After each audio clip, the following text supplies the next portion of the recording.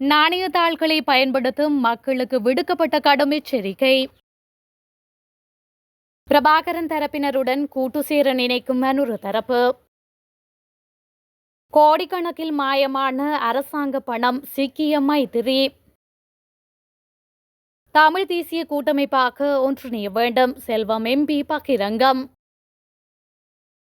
மின்கட்டண உயர்வின் எதிரொலி, அதிகரித்த பொருட்களின் விலை.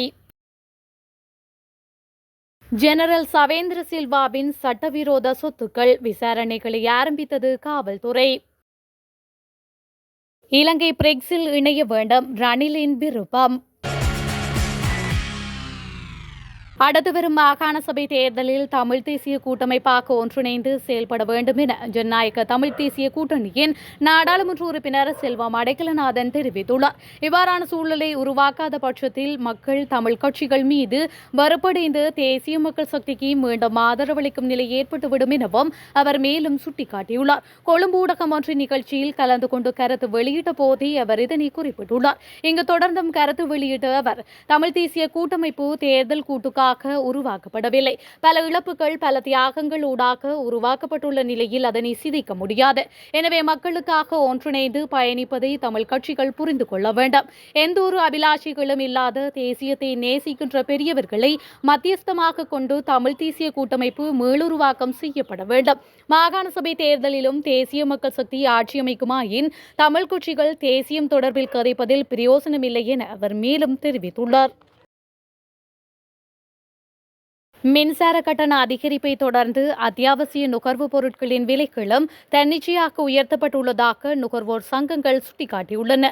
நாடு முழுவதும் அரிசி, தேங்காய், காய்கறிகள், மீன், இறைச்சி உள்ளிட்ட அத்தியாவசிய நுகர்வோர் பொருட்களின் விலைகள் சந்தையில் பெருமளவில் உயர்ந்துள்ளதால் மக்கள் கடும் சிரமங்களை எதிர்கொள்வதாக தெரிவிக்கின்றனர். அத்துடன் சவர்க்காரம், சலவை தூள், பற்பசை மற்றும் ஷாம்பு போன்ற பொருட்களின் விலைகளும் கடுமையாக அதிகரித்துள்ளன. மேலும் வணிகர்கள் மற்றும் உற்பத்தியாளர்கள் தங்கள் நுகர்வுப் பொருட்களை தன்னிச்சையான விலையில் விற்பனை செய்வதால் நுகர்வோர் பெரும் சிரமங்களை எதிர்கொள்வதால் அரசாங்கம் உடனடியாக தலையிட்டு விலைகளை ஒழுங்குபடுத்த வேண்டும் என்று நுகர்வோர் சங்கங்கள் கூறுகின்றன.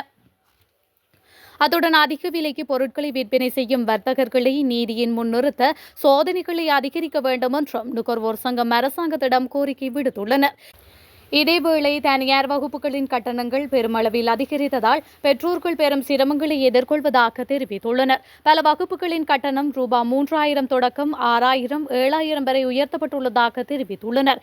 இது தொடர்பில் ஜனாதிபதி மற்றும் கல்வி அமைச்சர் இந்த விடயத்தில் தலையிட்டு சரியான முடிவை எடுக்குமாறு பெற்றோர்கள் கோரிக்கை விடுத்துள்ளமையும் குறிப்பிடத்தக்கது. அதிகாரத்தை கைப்பற்றுவதற்கு பிரபாகரனுடனும் கூட்டணி அமைக்கும் நிலைக்கு அரசாங்கம் தள்ளப்பட்டுள்ளது என ஐக்கிய மக்கள் சக்தியின் நாடாளுமன்ற உறுப்பினர் நளின் பண்டார தெரிவித்துள்ளார். நாடாளுமன்றத்தில் நேற்று உரையாற்றும் போதே அவர் மேற்கண்டவாறு குறிப்பிட்டுள்ளார். மேலும் கருத்து தெரிவித்த அவர், ஊழல் மோசடியாளர்களுடன் ஒன்றிணைந்து ஐக்கிய மக்கள் சக்தி உள்ளூராட்சி மன்ற அதிகார சபைகளில் ஆட்சியமைப்பதாக அரசாங்கம் குற்றம் சாட்டுகின்றது. குருநாகல் மாநகர சபை முதல்வராக தேசிய மக்கள் சக்தியின் உறுப்பினர் தெரிவாகியுள்ளார். பிரதி முதல்வராக அகில இலங்கை முஸ்லிம் காங்கிரசின் உறுப்பினர் நியமிக்கப்பட்டுள்ளார். இவர் மீது பல ஊழல் மோசடி குற்றச்சாட்டுகள் முன்வைக்கப்பட்டுள்ளன. கரண்ணகொட விசாரணை ஆணைக்குழுவின் அறிக்கையில் அசாப்தீன் மீது பல குற்றச்சாட்டுகள் முன்வைக்கப்பட்டுள்ளன. இந்த ஆணைக்குழுவின் பரிந்துரைகளை தற்போதைய அரசாங்கம் செயல்படுத்துமா, அதிகாரத்துக்காக பிரபாகரனுடனும் கூட்டணி அமைத்துக் கொள்ளும் நிலைக்கு இந்த அரசாங்கம் தள்ளப்பட்டுள்ளது என அவர் மேலும் தெரிவித்துள்ளார். ஸ்ரீலங்காவின் முன்னாள் ராணுவ தளபதியும் முன்னாள் முப்படைகளின் பிரதானியுமான ஜெனரல் சவேந்திர சில்வாவின் சட்டவிரோத சொத்துக்கள் தொடர்பில் விசாரணைகள் ஆரம்பிக்கப்பட்டுள்ளது. காவல்துறையின் சட்டவிரோத சொத்துக்கள் புலனாய்வு பிரிவு இந்த விசாரணையை ஆரம்பித்துள்ளதாக தெரிய வருகின்றது. அத்துடன் முன்னைய அரசாங்கத்தின் அமைச்சர்கள், முன்னாள் மற்றும் தற்போதைய நாடாளுமன்ற உறுப்பினர்கள் உள்ளிட்ட 28 அரசியல்வாதிகளின் சொத்துக்கள் தொடர்பாகவும் விசாரணைகள் ஆரம்பிக்கப்பட்டுள்ளமை குறிப்பிடத்தக்கது. 2019ஆம் ஆண்டு முன்னாள் ஜனாதிபதி மைத்ரிபால ஸ்ரீசேனவின் ஆட்சி காலத்தில் ஜனாதிபதி நிதியிலிருந்து 27.5 மில்லியன் ரூபாய் முறைகேடாக பயன்படுத்தப்பட்டதாக கூறி நிதி குற்ற புலனாய்வு பிரிவில் முறைப்பாடு ஒன்று மேற்கொள்ளப்பட்டுள்ளது. எப்பாவல கூட்டுறவு சங்கத்தின் துணைத் தலைவர் பி. லக்ஷ்மன் ஜெயவர்தன இந்த முறைப்பாட்டை செய்துள்ளார். 2017ஆம் ஆண்டு ஜனாதிபதி அலுவலகத்தில் முன்வைக்கப்பட்ட கோரிக்கையை தொடர்ந்து தமது சங்கத்திற்கு சொந்தமான நிலத்தில் ஒரு மாநாட்டு மண்டபத்தை நிர்மாணிப்பதற்காக இந்த நிதி ஒதுக்கப்பட்டதாக அவர் சுட்டிக்காட்டியுள்ளார். குறித்த கட்டுமானம் 2019 ஜனவரியில் ஆரம்பித்தது. இருப்பினும் வளாகத்தில் இருந்த பல வியாபார தளங்கள், கதவுகள், ஜன்னல்கள், கூரை தகடுகள் மற்றும் இருக்கைகள் அகற்றப்பட்டு பின்னர் காணாமல் போயுள்ளன. இந்த திட்டத்தின் மதிப்பிடப்பட்ட செலவு 130 மில்லியன் ரூபாய்களாகும். இந்த நிலையில் ஜனாதிபதி நிதியிலிருந்து 27.5 மில்லியன் ரூபாய் விடுவிக்கப்பட்டது. ஆனால் இன்று வரை அந்த திட்டம் முழுமையடையாமல் உள்ளது என்று முறைப்பாட்டாளர் குறிப்பிட்டுள்ளார்.